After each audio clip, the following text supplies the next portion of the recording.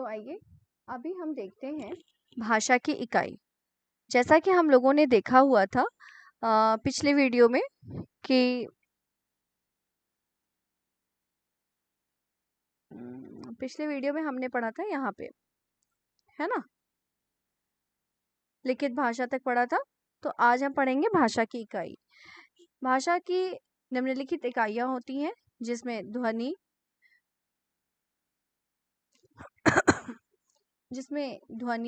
वर्ण, शब्द और वाक्य होते हैं। तो ध्वनि क्या होती है? जो कुछ भी आपके मुंह से निकल रहा है, जो कुछ भी स्वतंत्र आवाज निकल रहे हैं, उसको हम क्या कहते हैं? उसे हम ध्वनि कहते हैं। ठीक है। मुख से निकलने वाले प्रत्येक स्वतंत्र आवाज क्या कहलाती है? ध्वनि कहलाती है। जैसे अरे, वाह, है, ये सब ध्वनियां हैं। लेकिन जब वर्ण की बात आती है तो वर्ण क्या होते हैं? वर्ण एक छोटी से छोटी मूल ध्वनि है। क्या है वर्ण? वह छोटी से छोटी मूल ध्वनि है जिसे खंड में नहीं किया जा सकता, जिसे हम डिवाइड नहीं कर सकते, जिसे हम और छोटा नहीं बना सकते। उसका अंतिम रूप उतना ही होगा, है ना। तो जब भी पूछा जाए कि शब्द या वाक्य, इसमें सबसे छोटी ध्वनि, सबसे छोटी जो भाषा है शब्द और वाक्य भी पूछा जा सकता है, भाषा भी पूछा जा सकता है कि भाषा की सबसे छोटी इकाई क्या होती है, तो क्या होगी वो? वर्ण होती है। ठीक है। वह सबसे छोटी से छोटी मूल ध्वनि होती है, उसको ध्वनि बोलते हैं, जिसे किसी भी भाग में या खंड में नहीं बांटा जा सकता। जैसे अ, ई, उ, त, म, ल आदि। ठीक है। इसमें आपने देखा कि यहाँ पर कोई भी एक तो मात्रा नहीं है, दूसरी बात कि यहाँ पे जो त है वो हम लोग त लिखते हैं ऐसे। ठीक है। लेकिन यहाँ पे आपने देखा कि यहाँ हलंत लगा हुआ है। म है, म में नीचे हलन, यानी इसमें अभी अ जुड़ना बाकी है, पूरा म नहीं है, ये अधूरा है। तो ये सबसे छोटी इकाई होती है। ठीक है। उसके बाद आता है शब्द। शब्द क्या होते हैं? वर्ण के सार्थक समूह से क्या बनते हैं? शब्द बनते हैं। कई वर्णों को मिलाकर या कुछ वर्णों को मिलाकर जो बनता है उसे हम शब्द कहते हैं। अब अगर आपने ध्यान दिया होगा तो मैं यहाँ पर थोड़ी सी गलत हूँ। क्यों? क्योंकि मैंने कहा कि कुछ वर्णों को मिलाकर। तो क्या कोई भी वर्ण मिलाकर हम एक शब्द बना सकते हैं? बिल्कुल भी नहीं। हम तभी एक शब्द बनाएंगे जब वो शब्द मिलकर एक सार्थक अर्थ दें। जब तक उस शब्द का कोई भी सार्थक अर्थ नहीं निकल रहा, उसका कोई वैल्यू नहीं होता। अब मैंने कहा क च प, ये शब्द नहीं होते, ये एक वर्ण है। इसे हम वर्ण की ही कैटेगरी में रखेंगे, उसी भाग में रखेंगे।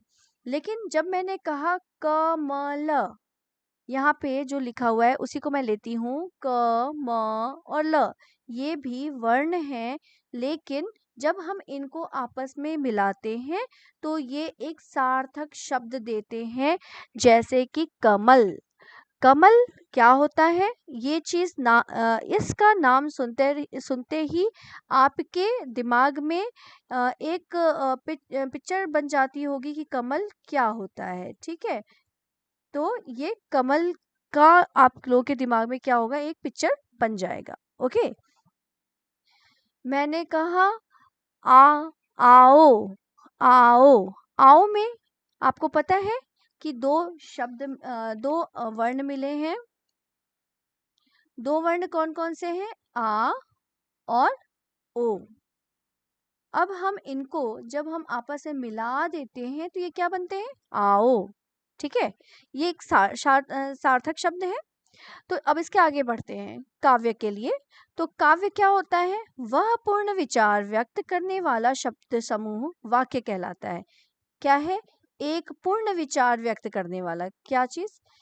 अगर आप कोई बात कह रहे हैं, उस बात का जब तक सार्थक अर्थ न निकले वो वाक्य नहीं कहा जाएगा।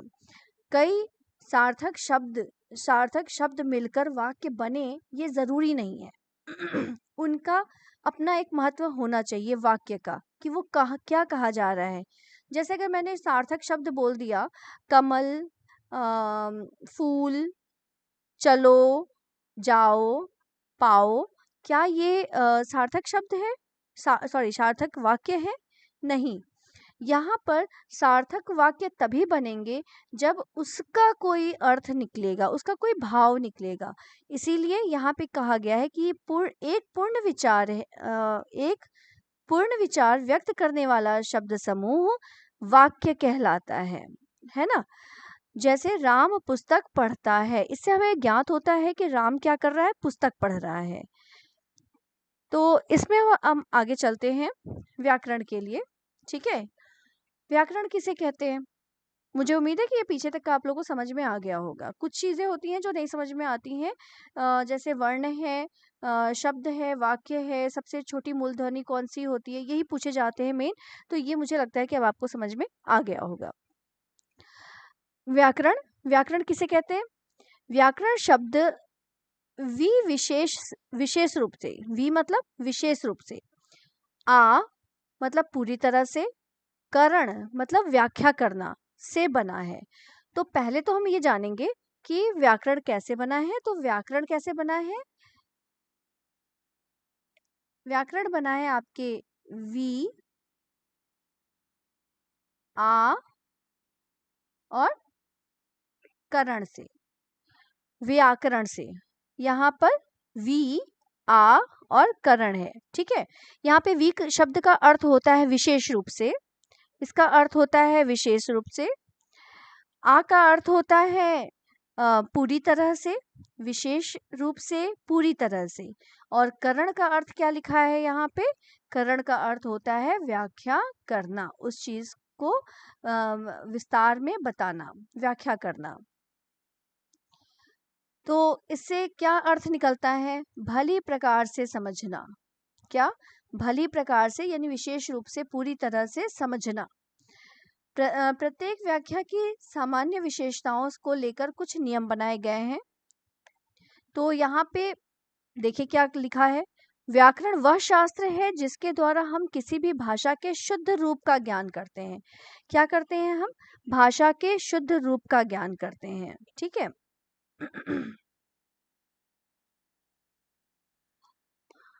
अब हम इसमें आगे बढ़ते हैं।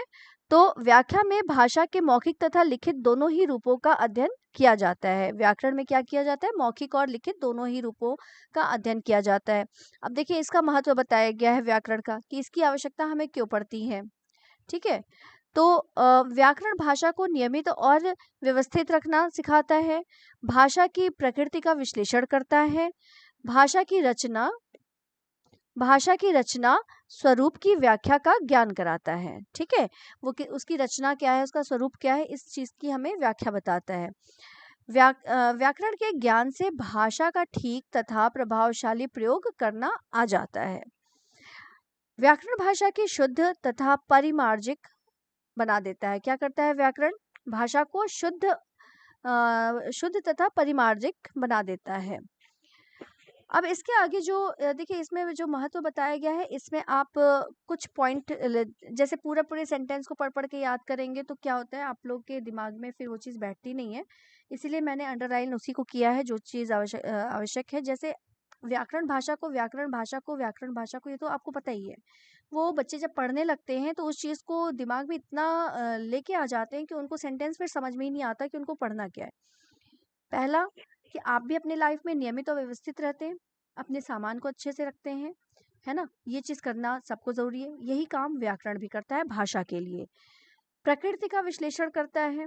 ठीक है, रचना व स्वरूप की व्याख्या का ज्ञान कराता है, कि वो किस चीज़, जैसे आप किसी वस्तु को देखते हैं तो उसके बारे में सोचते हैं, इसकी रचना क्या है, इसका स्वरूप क्या है, उसकी व्याख्या अंदर ही अंदर करते हैं। तो उसी तरह से व्याकरण भी भाषा की रचना व स्वरूप की व्याख्या का ज्ञान कराता है। व्याकरण के ज्ञान से भाषा का ठीक तथा प्रभावशाली प्रयोग करना आ जाता है। जब हम एक छोटा बच्चा जब भाषा का प्रयोग करता है तो वो करता हूँ, करती हूँ, आऊँगा, जाऊँगा, मतलब कुछ भी बोलता है वो। उसको कुछ उस चीज़ का उतना ज्ञान नहीं होता। लेकिन क्या वो सुव्यवस्थित होते हैं? नहीं। लेकिन वही धीरे-धीरे पारिवारिक परिवेश में और फिर स्कूल के परिवेश में वो जब जाता है तो वहाँ पे लोगों को देखता है, सुनता है और उसका व्याकरण वहीं से स्टार्ट होता है और वो भाषा को ठीक तरीके से बोलना आ जाता है कि उसे अपने लिए क्या बोलना है और कैसे बोलना है। तो उसी तरह से यहाँ पर हम भाषा का जो है व्याकरण का जो है भाषा से व्याकरण के ज्ञान से भाषा ठीक तथा प्रभावशाली करने का प्रयोग किया जाता है। व्याकरण भाषा को शुद्ध तथा परिमार्जिक बनाती है। तो ये तो आप लोगों को समझ में आ ही गया होगा कि उसकी शुद्धता में कार्यकर है व्याकरण। तो आइए अब आगे पढ़ते हैं व्याकरण के विभाग। व्याकरण के विभाग पढ़ते हैं। व्यवहारिक दृष्टि से भाषा की लघुत्तम इकाई वाक्य है। वाक्य का निर्माण शब्दों से होता है तथा शब्द वर्ण से बनते हैं। ठीक है, ये तो क्लियर हो गया है आपको कि अभी ऊपर जो आपने उन लोगों ने रचनाएं पढ़ी हैं, इकाइयां पढ़ी हैं। ठीक है, इस आधार पर व्याकरण के कितने भेद होते हैं? 4 भेद हैं। कौन कौन से? वर्ण विचार, शब्द विचार, पद विचार और वाक्य विचार। अभी हम लोगों ने इसको विभक्त किया था। एक मिनट।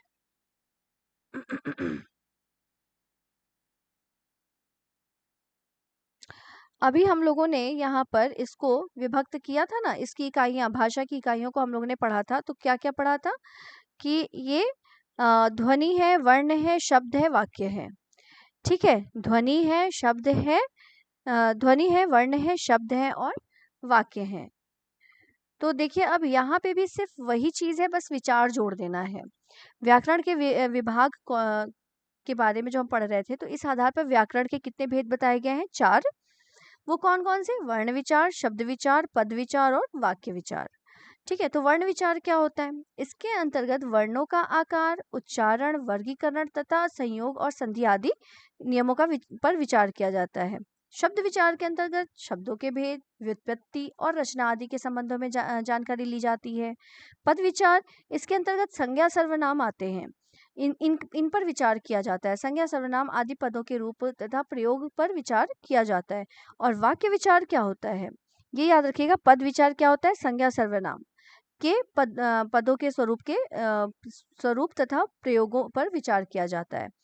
वाक्य विचार, व्याकरण के इस विभाग में वाक्यों के भेद, उनके संबंध, वाक्य विश्लेषण, वाक्य संश्लेषण, विराम चिन्हों आदि के बारे में विचार किया जाता है। तो देखा आपने इसके कितने भाग हैं और क्या कितनी इकाइयां हैं। ठीक है, तो आइए अब हम आगे पढ़ते हैं लिपि। लिपि क्या होती है यहाँ पे? और मैंने आपको प्रारंभ में ही कुछ चीजें के आधार पर मैंने बताया था कि आपको इसमें कुछ चीजें पढ़नी है। ये जो पूरी पुस्तक में ये जो पहला अध्याय है, उसमें वही बातें हैं जो इसमें लिखी गई हैं। जैसे मैंने इसको बताया भी था कि भाषा विचार, ठीक है, मौखिक लिखित पढ़ना है, चिन्ह पढ़ना है जिसको लिपि कहते हैं, स्थानीय रूप में बोली पढ़ना है, राजभाषा पढ़ना है, कितनी होती हैं राजभाषाएं, और व्याकरण भाषा के शुद्ध रूपों का ज्ञान करने वाले शास्त्र को कहा जाता है। तो व्याकरण के बारे में हमें पढ़ना है। ठीक है, तो यही सब चीजें देखिए हम कंटिन्यू पढ़ते भी जा रहे हैं, कुछ अलग से नहीं है, वही सारी चीजें हैं, कुछ छोटे में है, कुछ बड़े में है, आपको समझ में आ रही होंगी। तो चलिए लिपि के बारे में पढ़ते हैं। वर्णों के चिन्हों को लिखने की विधि क्या कहलाती है? लिपि कहलाती है।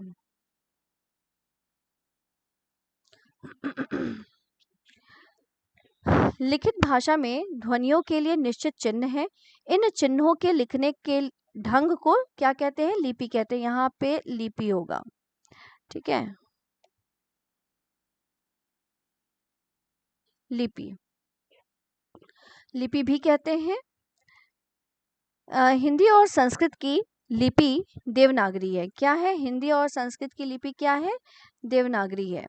ठीक है, और यह बाईं से दाएं लिखी जाती है। देवनागरी लिपि का विकास किस लिपि में हुआ है? ब्राह्मी लिपि में हुआ है। अंग्रेजी भाषा की लिपि क्या है? रोमन है। क्या है वो? रोमन है। यूरोप में अधिकांश भाषाएं थोड़े बहुत परिवर्तन के साथ इसी लिपि में लिखी जाती हैं। ठीक है। अरबी तथा फारसी अरबी अरबी तथा उर्दू फारसी लिपि अ, किसमें है? फारसी है। ठीक है, इसकी लिपि क्या है? फारसी है। यह दाएं से बाएं लिखी जाती है। बांग्ला, पंजाबी, गुजराती आदि भाषाओं में लीबिया का विकास भी ब्राह्मणी लिपि में ही हुआ है और पंजाबी की लिपि गुरुमुखी लिपि है। ठीक है, किस नाम से जाना जाता है? गुरुमुखी। एक मिनट रुकिएगा।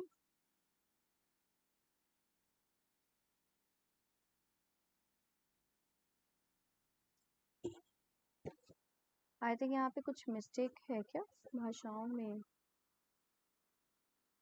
भाषाओं की लीबियां, वही मैंने कहा लीबियां क्या होता है? लीबियां नहीं है, यहाँ पे लिपि है। ठीक है, भाषाओं की लिपियों का विकास, ये जो है ये गलत है। ठीक है, यहाँ पे होगा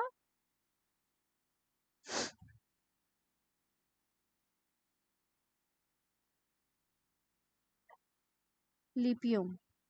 ठीक है,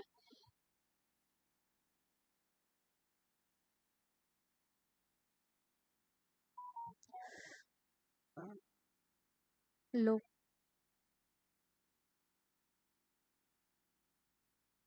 ठीक है, लिपियों होगा। लिबिया लिबिया गलत ही लिख गया है। का भी विकास कहाँ से हुआ है? ब्राह्मणी लिपि से हुआ है और पंजाब की लिपि क्या है? गुरुमुखी लिपि कहलाती है। अब आ जाते हैं हम लास्ट भाषा के महत्व पर, हिंदी भाषा का महत्व। तो प्रत्येक भाषा की अपनी अलग अलग प्रवृत्तियां तथा अपना अपना अलग महत्व होता है। प्रत्येक देश में अपनी राजभाषा, राष्ट्रभाषा, राजभाषा तथा मातृभाषा होती है। क्या होती है? राष्ट्रभाषा, राजभाषा और मातृभाषा होती है। मातृभाषा का प्रयोग कब किया जाता है? कौन करता है? देश के नागरिक स्वयं के विचारों की अभिव्यक्ति करने के लिए करते हैं। जबकि राष्ट्रभाषा क्या होता है? उसका प्रयोग कहाँ किया जाता है? तो उसका प्रयोग किया जाता है देश में होने वाली अनेक गतिविधियों में। और राजभाषा का प्रयोग कहाँ किया जाता है? तो राजभाषा का प्रयोग किया जाता है सरकारी कामकाज के लिए। ठीक है, तो इसको याद करेंगे कि मातृभाषा का प्रयोग देश के नागरिक अपने विचारों की अभिव्यक्ति के लिए करते हैं। ठीक है, कौन? देश के नागरिक। प्लस यहाँ पे है राष्ट्रभाषा। राष्ट्रभाषा जो है देश में होने वाली अनेक गतिविधियों में किया जाता है और राष्ट्रभाषा का प्रयोग सरकारी कामकाज के लिए किया जाता है। भारत की राजभाषा हिंदी है। भारत की राजभाषा क्या है? हिंदी है। सरकारी कार्य लगभग इसी में होते हैं तथा इसे ही भारत की राष्ट्रभाषा भी कहा जाता है। तो मुझे उम्मीद है कि इतना आप लोग को समझ में आया होगा। ठीक है, तो ये तो नेक्स्ट चैप्टर है वर्ण विचार, जो कि हम लोग अगले वीडियो में पढ़ेंगे। तो उम्मीद करती हूँ कि ये वीडियो आप लोग को बहुत अच्छे से समझ में आ गया होगा इसके बारे में। तो आप लोग आप लोग को जहाँ कहीं प्रॉब्लम आएगी वो है आप लोग की लिपि में, कि आप लोग को लिपि याद करने में थोड़ी प्रॉब्लम हो सकती है। उसको बस समझना है, बाकी कुछ भी नहीं है। इसलिए उसको समझने पे ध्यान दीजिए। ये जिस तरह से मैंने पॉइंट्स में बनाया हुआ है वैसे पॉइंट्स में बनाकर, कि ब्राह्मी लिपि होती है, गुरुमुखी लिपि होती है और यह अंग्रेजी भाषा में रोमन होता है। और देवनागरी लिपि का विकास किससे हुआ है? ब्राह्मी लिपि से हुआ है। और हिंदी और संस्कृत में लिपि देवनागरी होती है। तो इसको हम कर लेंगे और इसको बहुत ही शॉर्ट फॉर्म में आप इसको याद कर सकते हैं इसे देखकर। तो उम्मीद करती हूँ आपको ये वीडियो पसंद आया होगा। अगर पसंद आया है तो प्लीज़ लाइक और सब्सक्राइब कीजिएगा और शेयर भी कीजिएगा। और अगर किसी और टॉपिक पे आपको चाहिए तो आप उसमें कमेंट कर सकते हैं और अपने सुझावों को बता सकते हैं। चलिए, मैं यहीं पे स्टॉप करती हूँ इसको।